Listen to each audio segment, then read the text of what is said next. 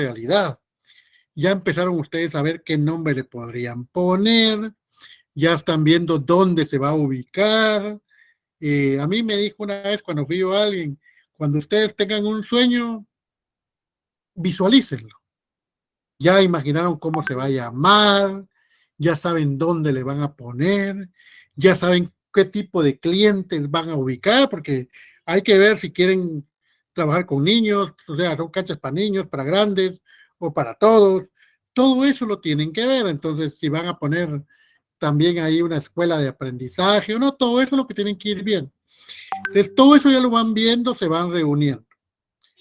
Una vez que ya tienen claro cuál es el objeto de la sociedad, que es lo que ven ustedes acá, ya tienen claro el objeto de la sociedad, ya más o menos tienen alguna idea de cómo le quieren poner, ya más o menos tienen ubicado dónde van a poner este su emprendimiento, tienen claro cuánto piensan que va a durar o va a ser indefinido. Viene también cuánto va a ser el capital y cuánto nos va a tocar a cada uno para lograr cumplir ese sueño. Entonces, en ese momento, ustedes empiezan a ver que es tanta cosa y como ya empezó a mezclarse, ¿qué, joven? Dinero, ¿verdad? Y por muy cuate que sea uno, por muy amigo que sea uno, las cuestiones de dinero deben quedar muy claras, ¿no creen ustedes? Sí, Entonces, eso debe ser claro. Y por eso está la ley. Entonces, por eso existe ese contrato de sociedades mercantiles. Entonces, ustedes tienen que dirigirse ante un profesional que elabore esos contratos de sociedades mercantiles, que no es más que el contrato de sociedad o la escritura pública que elabora un abogado, que él es un notario, un abogado y notario. Yo le digo abogado, pero es un notario o abogado, que son los mismos. Es lo que yo no entiendo mucho, eso que es abogado, que es notario. Yo soy abogado y notario, ahí va. Es un notario, normalmente, no sé, ahí creo que el abogado es el que litiga y el notario es el que transcribe todo esto. Entonces, ¿qué tiene el notariado? Entonces, viene y junta con un profesional, ya se juntan, llega el abogado, les explica todo, y él lo primero que les va a pedir es esto, porque esto debe quedar dentro de la escritura de constitución de la sociedad. Bueno, ustedes quieren poner canchitas de papi fútbol, excelente. ¿Cómo piensan ponerle pues, Rappi Fútbol, Sociedad Anónima, lo que ustedes quieran ponerle, o si son fanáticos de algún club, Barcelona F, Barcelona qué, Villanueva Sociedad Anónima, o Club Real Madrid de Guajito Sociedad Anónima, ya ustedes le van poniendo el nombre que ustedes quieren. Y ya tienen la razón, ya saben dónde va a estar ubicado, digamos que lo van a ubicar ahí por la Petapa, encontraron un terreno, no era suyo, pero lo rentaron, y entonces ya está. Duración de la sociedad, ya se dieron cuenta que eso lo quieren para grande, no le están poniendo una fecha en que se vaya a terminar, entonces lo hacen indefinido. Todo eso lo está transcribiendo el abogado. Bueno, mire, y les pregunta, ¿qué capital? Yo pienso que un capital de $500,000 es lo que vamos a gastar. Entonces, ¿cuánto va a aportar cada socio? O sea, yo puedo con 200, yo puedo con 100, yo puedo con 50. Cada socio decide cuánto va a aportar.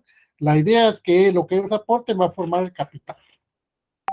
Eso es. Miren cómo lo llevo ahí, como que ya se van imaginando ustedes un negocito, ahí está con el abogado.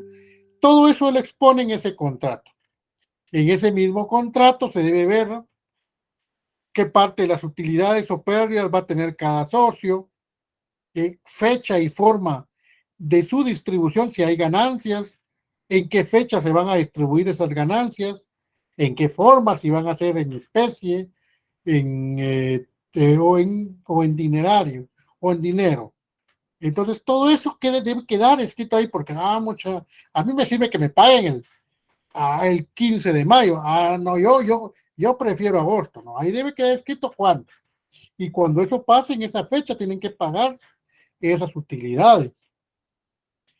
casos en que se procederá a la disolución de la sociedad antes de su vencimiento, quiere decir, cuando, bueno, muchachos, esto ya no vamos a continuar, vamos a disolver, se acabó la sociedad, tiene que quedar claro todo eso, porque de repente unos sí quieran liquidarla, otros no, entonces debe observarse el caso de disolución, debe observarse todo para la liquidación y todo, cómo se le va a liquidar.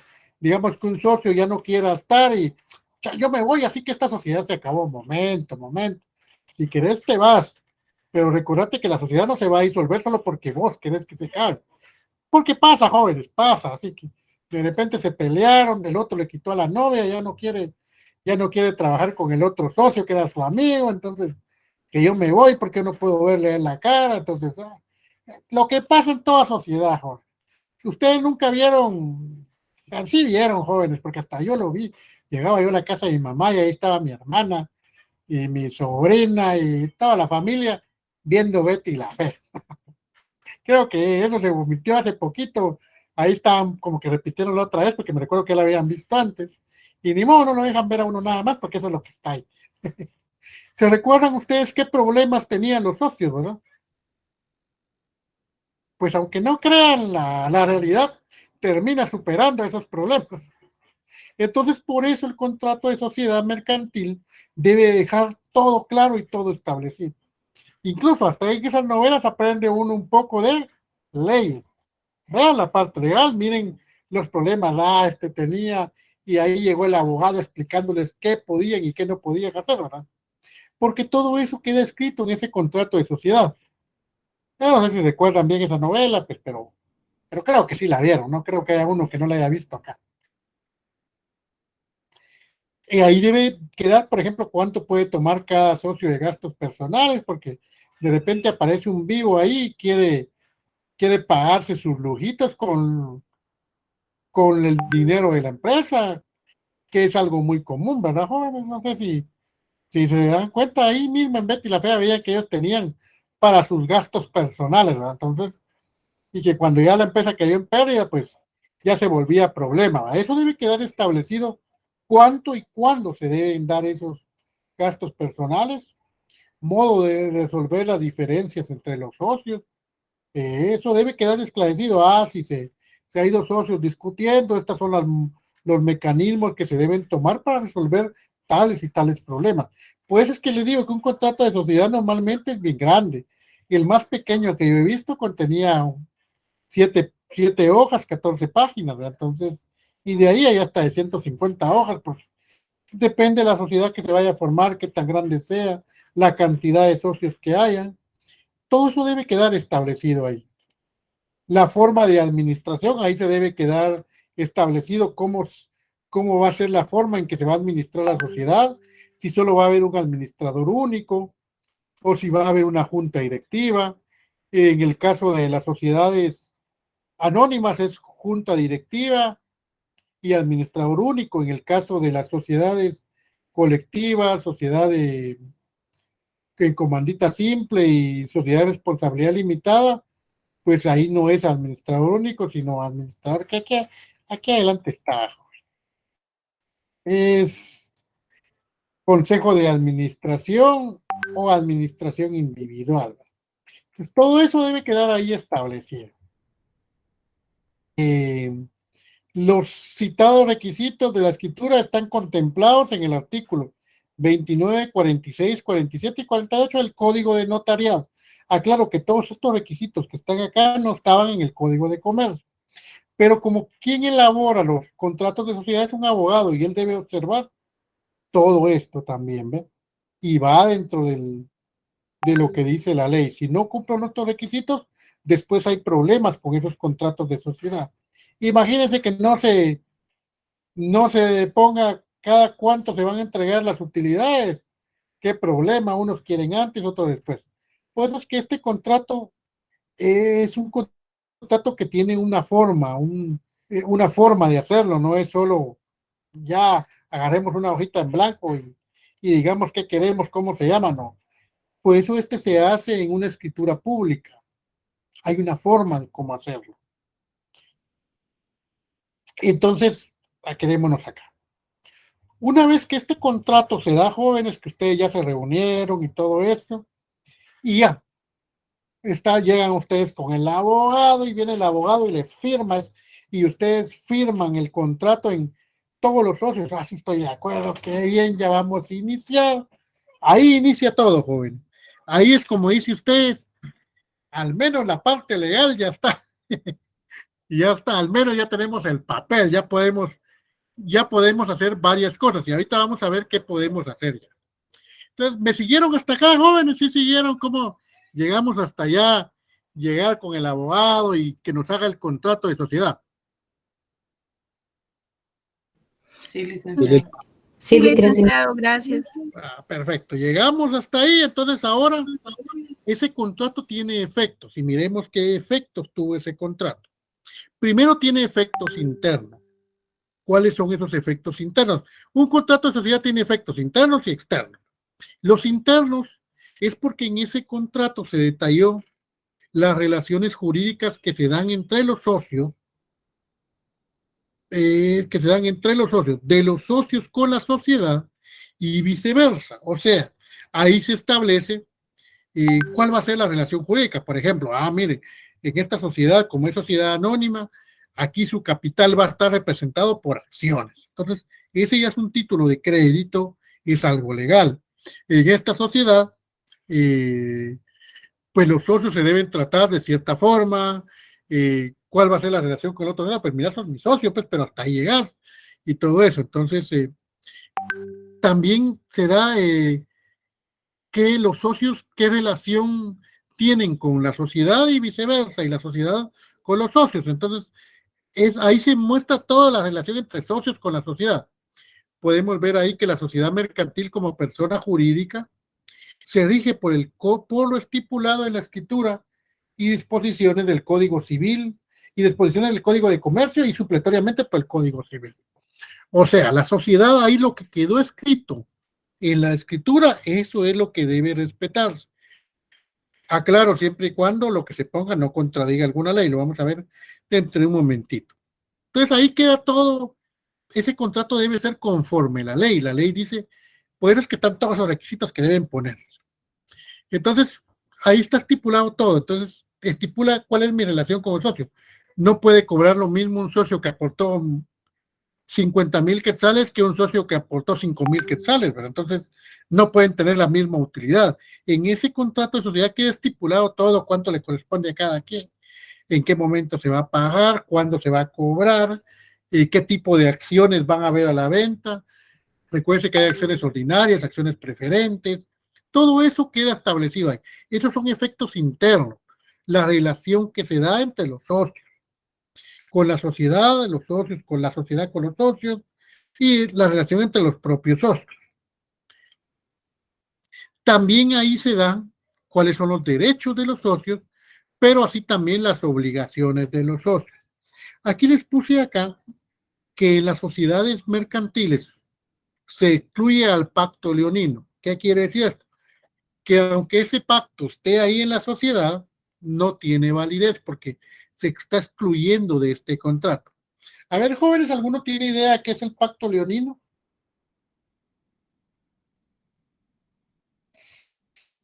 ¿Nadie por ahí? ¿Alguna idea? Si no, lo explico yo, pues. Pero por ahí en la primera hora, mire que había una que hasta un ejemplo me dio de ese pacto leonino. Licenciado, son como las ganancias. ¿Son cómo? Las ganancias entre socios. Va por ahí, va por ahí. Pero miren, un pacto leonino se los voy a poner así en términos generales.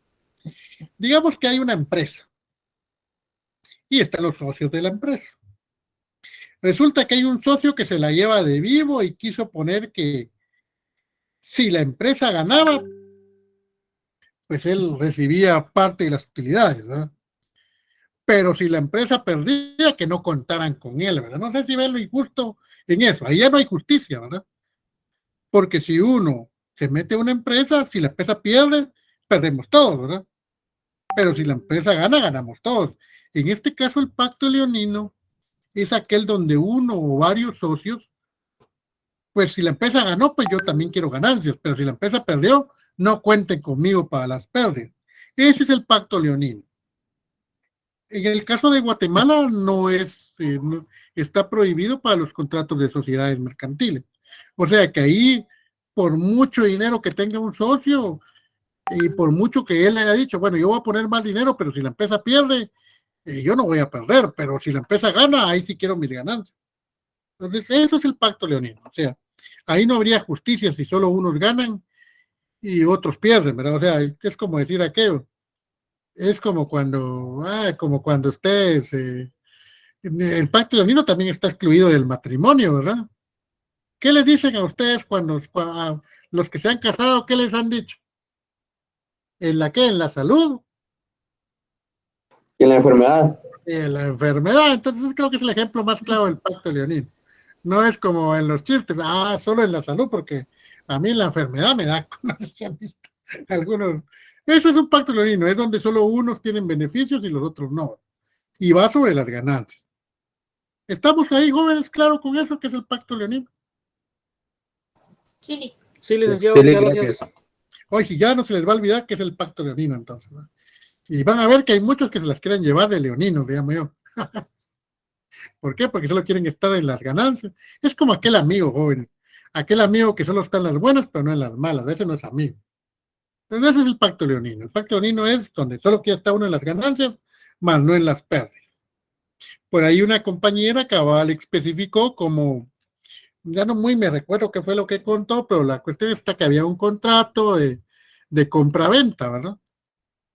Un contrato de compraventa de una casa en donde si pasaba tal cosa, la inmobiliaria se quedaba con todo, no devolvía nada, pero si el proyecto sí se daba, ella tenía que pagar todo, entonces cuando el proyecto no se dio, según ella, no le querían devolver su ¿cómo se llama? Pero mire, usted firmó esto, sí, pero cuando fue con un abogado, el abogado le dijo, no, porque el pacto leonino en Guatemala está prohibido, entonces podemos recuperar su dinero y efectivamente así lo hizo.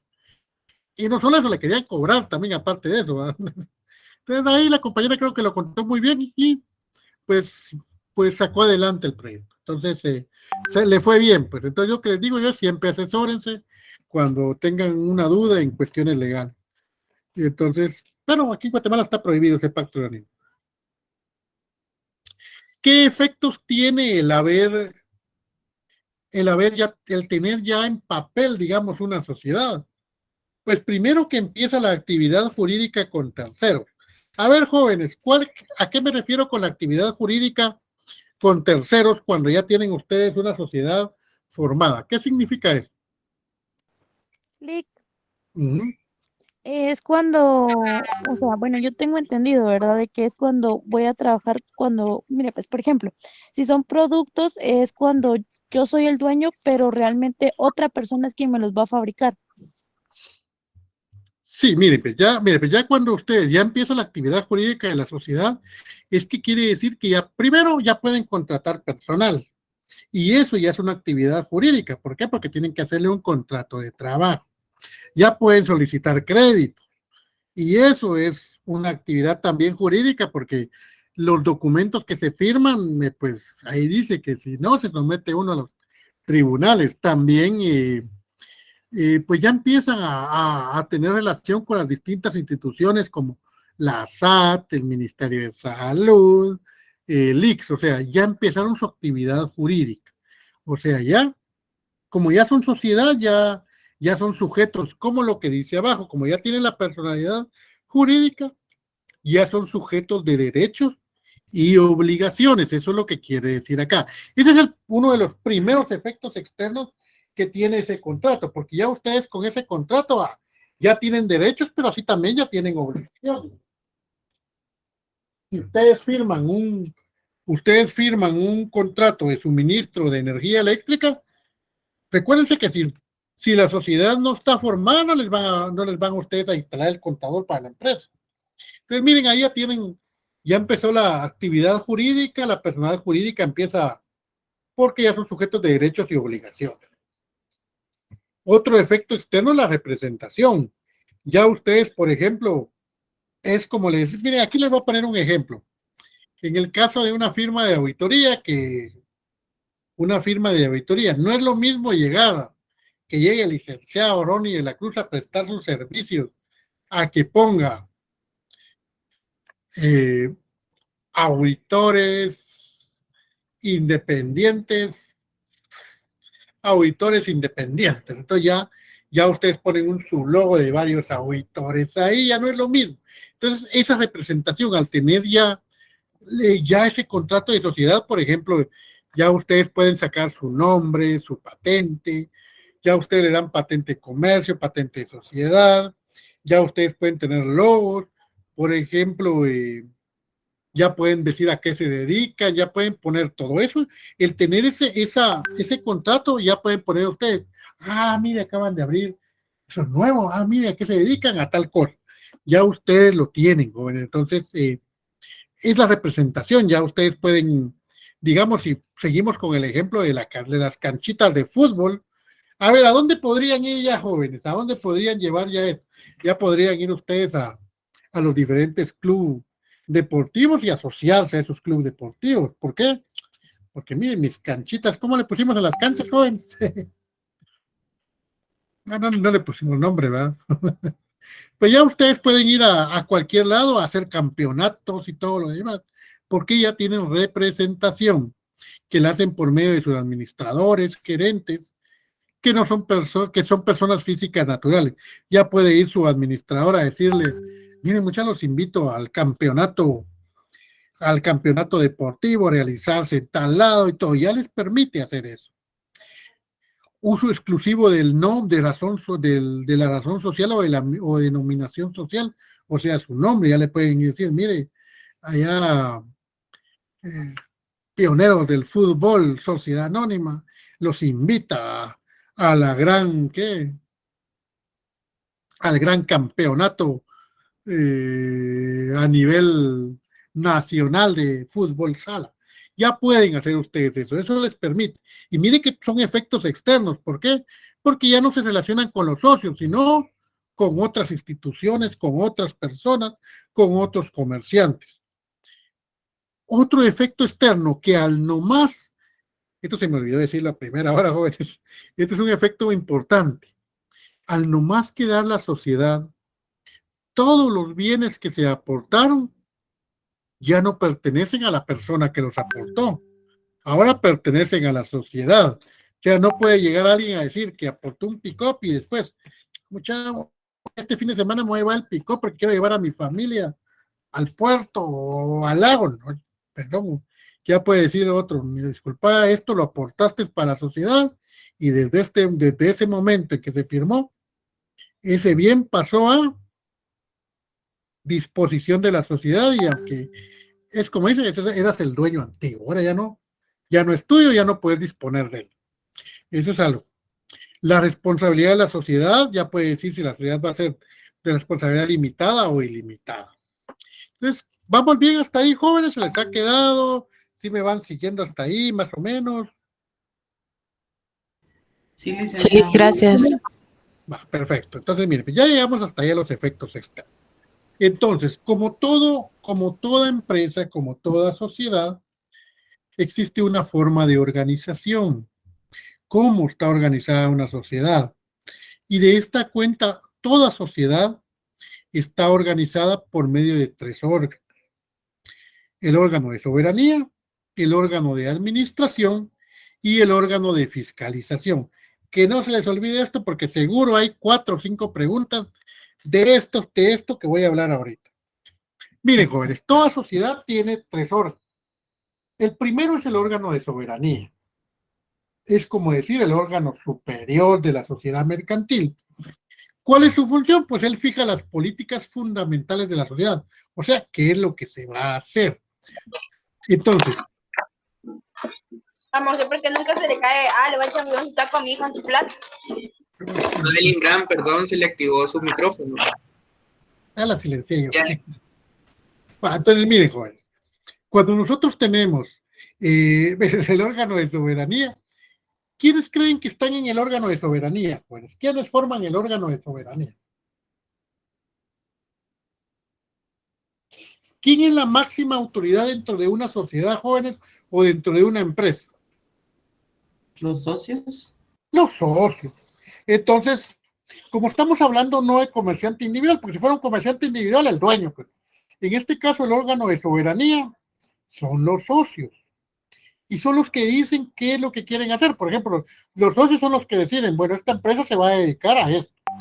Ellos son los que fijan, este año nos queremos ampliar, este año nos queremos reducir. Son los socios los que definen las políticas fundamentales de la sociedad. ¿Cómo lo hacen? Primero, pues como son varios socios, y en el caso de empresas, que hay empresas que tienen hasta más de 1,000 socios, y hay empresas hasta más grandes, hay empresas pequeñas que son solo 2 o 3 socios, pero dependiendo. Entonces, ¿cómo se llama a la reunión de esos socios? Pues se va a llamar asamblea general cuando las sociedades sean sociedades anónimas o sociedad en comandita por acciones. O sea, toda sociedad que se guíe por medio de acciones, que serían solo la sociedad anónima y la sociedad en comandita por acciones, esa reunión de los socios se llama la asamblea general. Pero digamos que no son una sociedad anónima ni una sociedad en comandita por acciones, sino es una sociedad colectiva o una sociedad de responsabilidad limitada o la comandita simple. Ellos se llaman Junta General. En Guatemala es más común la Asamblea General porque lo que existe aquí en Guatemala en su mayoría son sociedades anónimas. Yo no sé si alguno ha trabajado para una sociedad colectiva, jóvenes, no sé si alguien tiene. Yo la verdad es que me gustaría haber conocido eso porque no tengo mucha información de una sociedad colectiva o de responsabilidad limitada. Sé que existe. Y sé que existe porque una vez vino una factura me recuerdo que era por la reparación de unas impresoras que decía ahí, sociedad de responsabilidad limitada, no sé cómo se llamaba, y es muy famosa esa. Era algo de Broter y no sé qué, de responsabilidad limitada. La cosa es que era una sociedad de responsabilidad limitada, no era una sociedad anónima como la que conocemos. Entonces así de simple, a la reunión de los socios en unas sociedades anónimas o sociedad en comandita por acciones se llama asamblea general. Y junta general si son sociedades como la colectiva, la limitada y la en comandita simple. Ahora, ¿y qué son más que eso? Que la reunión de los socios? Eso se llama el órgano de soberanía. Ahora, para poder juntar a ese órgano de soberanía en esa asamblea general, debe hacerse previa convocatoria. Por eso es que ustedes ven, bueno, si alguna vez vieron la prensa, porque ahora hasta yo creo que algunos ya ni la prensa impresa han visto desde hace muchos años, solo lo ven digital, pero antes en la prensa libre, todavía en la prensa libre, aparecen esos edictos o avisos que ponen, donde aparecen estas invitaciones. Por ejemplo, aparece ahí, Banco Industrial te invita a la Asamblea General a realizarse tal día, tal fecha, tal hora y en tal lugar. O Banco Haití Continental te invita a la Asamblea General de Socios. Ellos son, pero tienen que ser convocados. No se puede hacer una asamblea sin haberse previamente convocado. Se exceptúa, dice, cuando la asamblea es totalitaria. A ver qué significa eso, jóvenes, que la asamblea es totalitaria. General. General. A ver, ¿qué es totalitaria, jóvenes? ¿Qué tienen por totalitaria? Una asamblea totalitaria. Cuando yo digo que la asamblea es totalitaria, ¿qué pasó? Como que van directo a llegar a un acuerdo, o sea, como que ya lo tienen planeado o algo así. No. Una asamblea totalitaria es cuando llegaron todos los socios. No faltó nadie. Esa es una asamblea totalitaria. Solo en ese caso se puede hacer la asamblea sin que haya convocatoria. ¿Por qué? Porque están todos los socios, entonces están todos los interesados. ¿Cómo puede pasar eso? De repente son 5 socios y que son amigos y decidieron, muchachos, hoy el viernes vamos a echarnos los tragos a tal lado y se reúnen ahí. Muchachos, no hemos hecho la asamblea general. Y si la hacemos de una vez acá, se puede hacer porque ahí están, ¿qué? los 5 socios. Con que uno no llegara, ya no pueden hacerlo. Con un socio que falte, ya no se puede hacer la asamblea si no se ha convocado antes. Ahora, si se convocó y no llegaron, se hace. O sea, porque ya fue convocado, ya ahí él no quiso llegar. Porque ya no puede alegar, es que ustedes, ¿por qué tomaron esa decisión si yo no estaba ahí? Se te convocó y no viniste, perdiste. Pero si no se convocó y tomaron decisiones, esas decisiones no son válidas.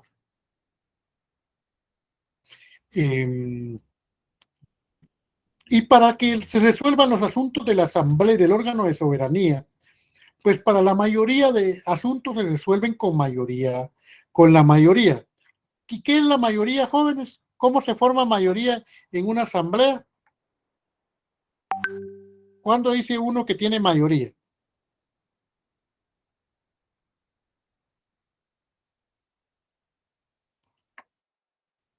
A ver, jóvenes, ¿qué es cuando dicen que en una asamblea se tuvo mayoría? ¿Qué significa? Ahí tiene más de la 50% tal vez. La mitad pero más uno. 50 más 1, ¿verdad? O sea, la mitad más 1. El 50% más 1. Ahí se tiene mayoría. Salvo, dice que en el contrato de sociedad se establezca otra cosa. Que se diga, no, aquí para resolver cualquier problema se debe tener el 60 o 70% de los convocados. Entonces, no. Entonces ahí, espero que lo hice la misma escritura. Y cuando estaban todos los socios, pues se acordó eso. Entonces, o que la ley disponga otra cosa. Pero en ese caso es 50 más 1. O sea, ¿cómo se resuelven las asambleas generales o la junta general? ¿Cómo resuelven sus problemas? Con 50 más 1. Entonces, ¿estamos claros quién es el órgano de soberanía, jóvenes?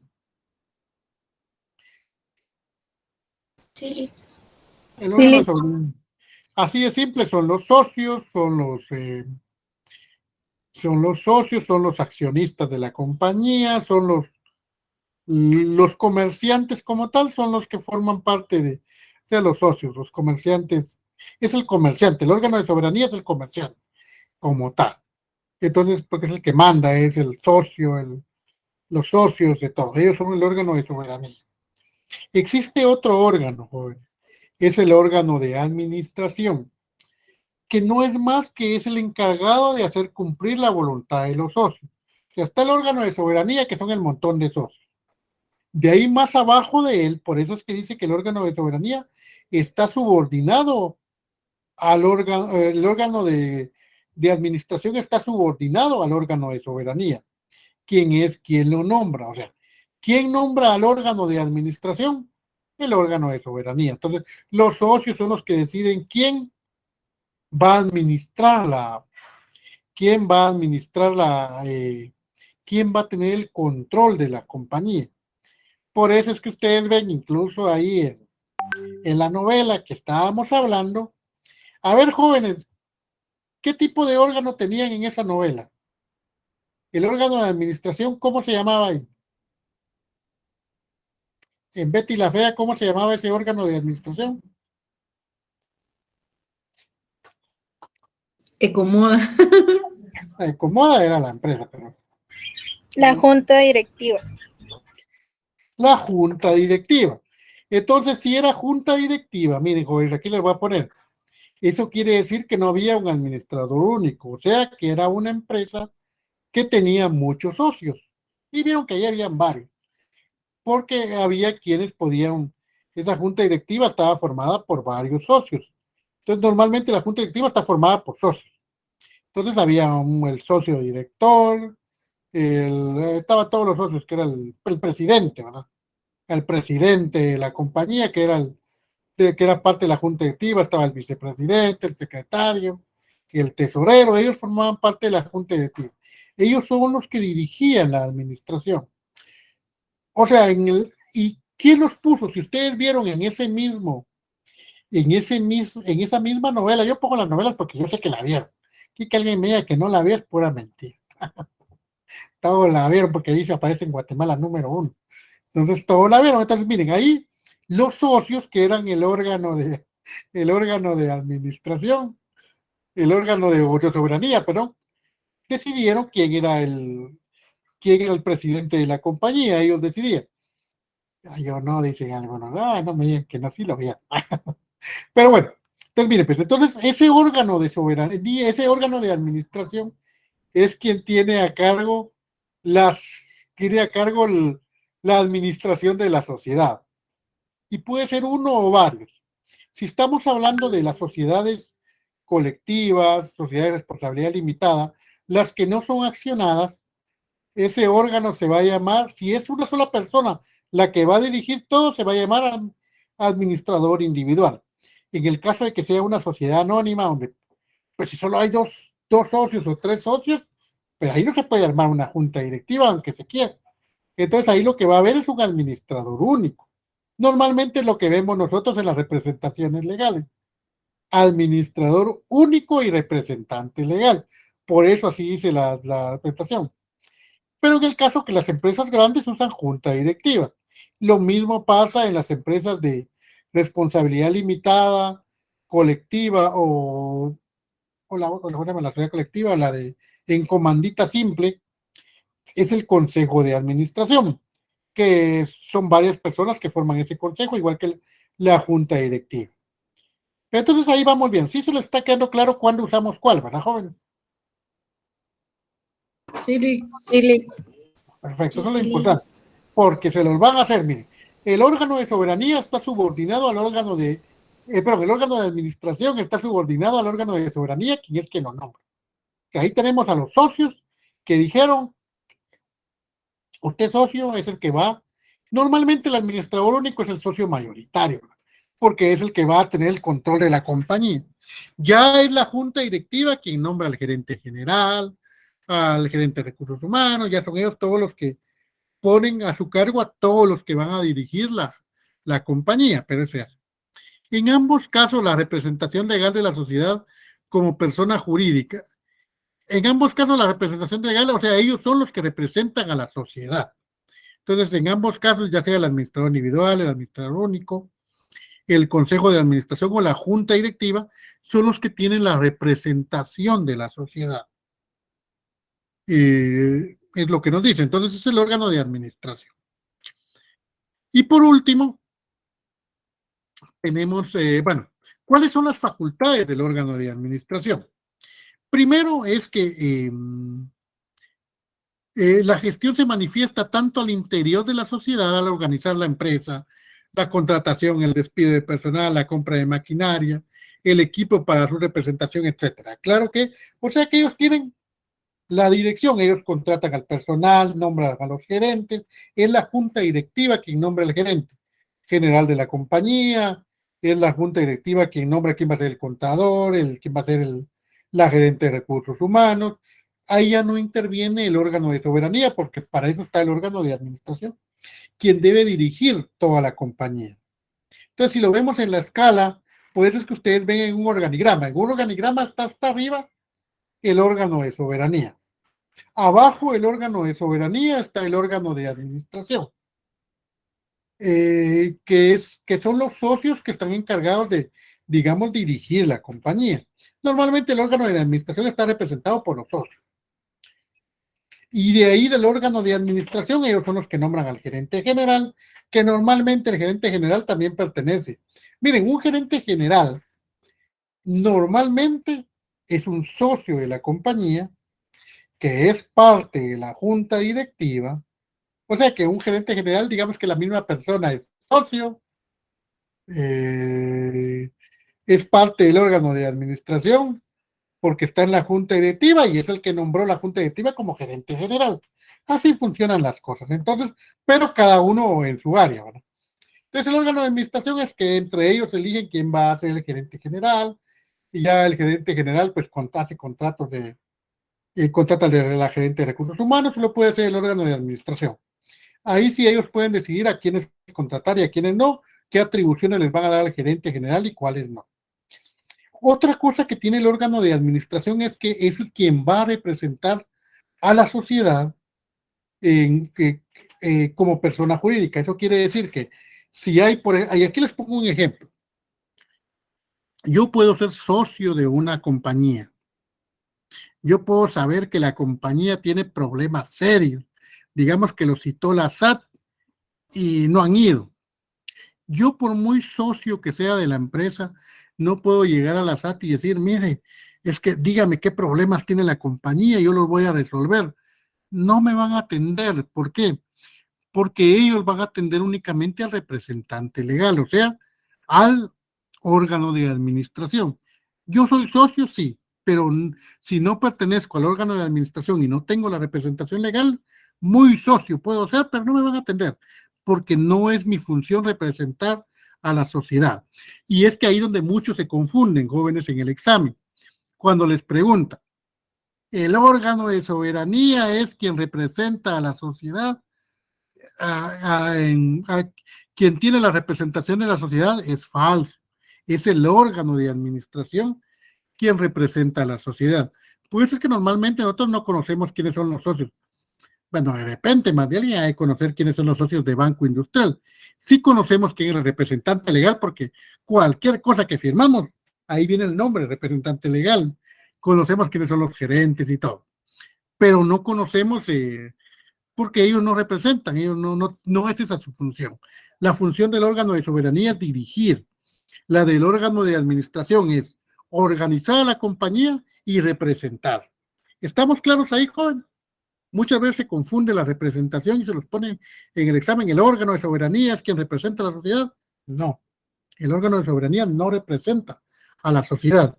Yo no puedo decir, si yo tuviera acciones de Campero, yo no puedo decir, yo soy Campero, yo represento a Campero. No, yo no puedo ir ante cualquier lado. Mire, vengo a sacar un préstamo en nombre de Campero porque yo soy socio de Campero. Ojalá si fuera, pero no. Entonces, no, igual no me lo van a dar, aún fuera socio. Entonces, no se puede. ¿Estamos claros con eso, jóvenes? ¿Les quedó claro? Sí, licenciado. Ya vimos el órgano de soberanía y el órgano de administración. Como último paso, vamos a ver al órgano de fiscalización. Y ahí es donde entramos nosotros normalmente cuando vamos a trabajar a las empresas, cuando no somos socios, cuando tenemos que ir a vender nuestras capacidades físicas e intelectuales, nosotros formamos siempre parte del órgano de fiscalización. ¿Quiénes están ahí? Los auditores, los contadores, algunos socios también que quieren involucrarse en ver cómo se está llevando la compañía, socios que no pertenecen a la junta directiva, pero que quieren saber porque como son parte de ahí, ellos forman parte del órgano de fiscalización. ¿Cuál es su función? Pues vigilar el correcto funcionamiento de la compañía. Leonardo, no sé si quiere aportar algo. No, licenciado, gracias. Se le levantó la mano. Entonces, miren, ay, se volvió a levantar la mano a mí. Miren, entonces la función del órgano de fiscalización, como su nombre lo indica, fiscalizar. A ver, jóvenes, en una sociedad matrimonial, como vimos la vez pasada, que el matrimonio es una sociedad. ¿Quién tiene el órgano de fiscalización en un matrimonio, jóvenes? El hombre. Sí, pues que nosotros no fiscalizamos, nosotros nos fiscalizan. A nosotros están contando todo, qué hacemos, en qué gastamos. Normalmente son las mujeres las que cumplen la función de fiscalización y muchas veces de administración, porque no nos dejan ni siquiera administrar el dinero, ¿verdad? Entonces, pero es solo para hacerles. El órgano de fiscalización, ahí están ustedes, jóvenes, nuestra profesión es, ahí vamos a ese órgano. Entonces, ¿dudas, jóvenes? ¿Preguntas? Porque se me acabaron las presentaciones y muy luego con usted. No sé si tienen dudas, preguntas. Es que a primera hora me desvié del tema y me fui por otro lado, pero que ya se los vamos a explicar en las próximas clases. Me adelanté un poquito con otro tema ahí que no debía haberme metido todavía y lo dimos.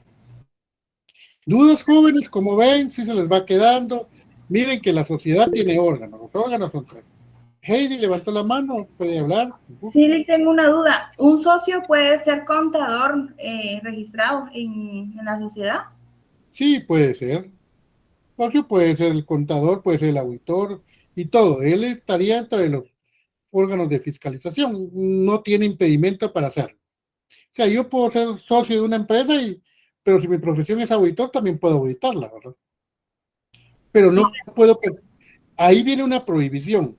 Los que pertenecen al órgano de administración no pueden ser parte del órgano de fiscalización. Porque ni modo que yo mismo me administro, yo mismo me fiscalizo. No tiene sentido. Esa prohibición sí está. O sea que no puede ser representante y contador al mismo tiempo. Correcto. Es más, no, ni siquiera se permite. Recuerden que incluso en la SAT, cuando ustedes tienen que poner quién es el contador y quién es el representante legal, y no pueden ser las mismas personas. Gracias. Pues es que está, o sea, no se puede. Incluso hay una prohibición, ahí más adelante lo van a ver en la ley, que los que formen parte del órgano de fiscalización no pueden ser parte del órgano de administración. Ahora, del órgano de soberanía pueden ser parte del órgano de administración y del órgano de fiscalización. Silvia levantó la mano, ¿tiene algo que aportar? Sí, licenciado. Entonces, los socios de una sociedad sí pueden pertenecer como personal laboral en la empresa. Correcto. Ahí sin ningún problema. No, ahora solo que con la nueva ley se recuerdan que ahora cambió la ley, ¿verdad? La ley del IX. Ahora, si un socio quiere trabajar, también tienen que meterlo al IX. Antes no era tan obligatorio. Hoy sí ya es obligatorio que si un socio quiere trabajar, pues sí, tiene su sueldo y todo, ¿verdad? Eso es parte de eso. No, o sea, ser socio de una empresa no me limita a poder trabajar dentro de la empresa. Lo que sí es que no puedo pertenecer a ambos. O sea, si yo estoy dirigiendo la empresa, no puedo ser el mismo que me fiscaliza. Pero un socio puede ser parte del órgano de administración o parte del órgano de fiscalización. Ok, muchas gracias, Lick. Es como les decía, un gerente general, digamos que el socio mayoritario de una compañía, por ser socio mayoritario, él decidió que él iba a ser el presidente de la junta directiva. Como presidente de la junta directiva, él decidió que él iba a ser el gerente general. Hasta ahí todo bien, no hay problema.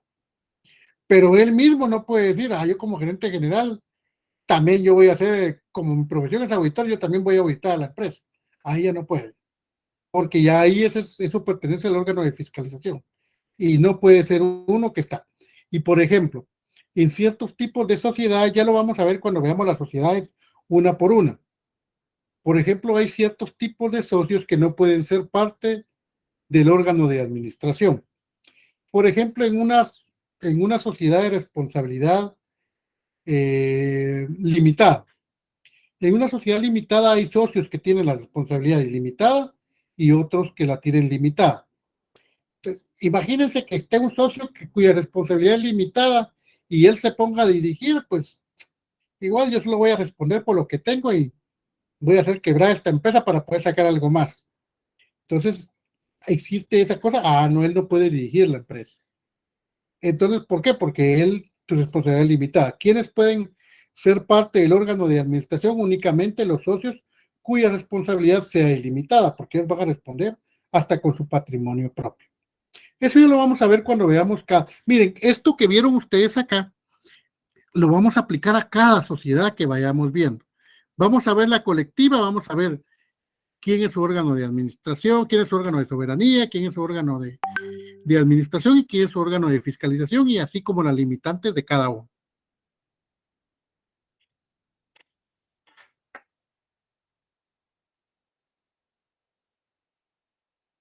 ¿Dudas, jóvenes?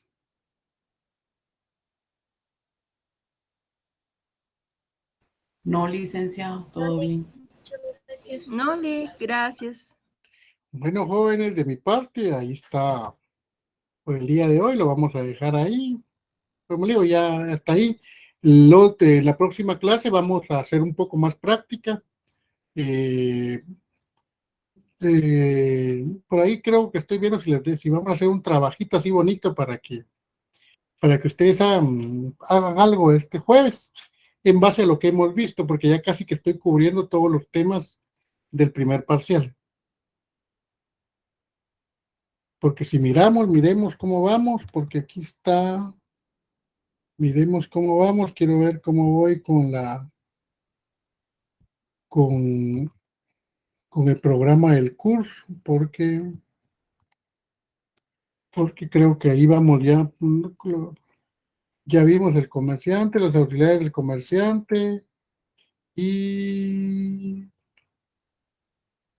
vamos a llegar hasta... todavía falta... no, ya vimos esto. Solo falta... bien, nos falta... Ya tenemos dos temas grandes, que es cuando vamos a ver las sociedades mercantiles en particular y el registro mercantil. Hasta ahí bien. Tenemos dos temas y tenemos 4 clases. Nos da tiempo todavía ver algo práctico, jóvenes. Ahí estamos, jóvenes, estamos con tiempo, entonces ya la otra semana empezamos a ver las sociedades mercantiles en particular. Eso es más rápido. Solo vamos a ver miren, aquí solo vamos a ver un par de sociedades que son las más completas, las demás ustedes las van a ir llenando por su cuenta. Es bien fácil. Y de ahí el registro mercantil, que eso es relativamente más fácil todavía. Pura teoría. Eso el registro mercantil se los va a dejar que lo lean mejor. Eso es pura teoría y ahí no hay mucho que pueda hacer. Bueno, jóvenes, por el día de hoy ahí nos quedamos. Con gusto, nos vemos el día jueves. Feliz noche. Gracias, licenciado. Feliz noche. Gracias, Lick. Feliz noche. Feliz noche. Feliz noche. Feliz noche, Lick.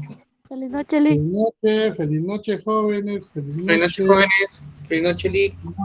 Feliz noche, feliz noche. Bueno, jóvenes, nos vemos el jueves.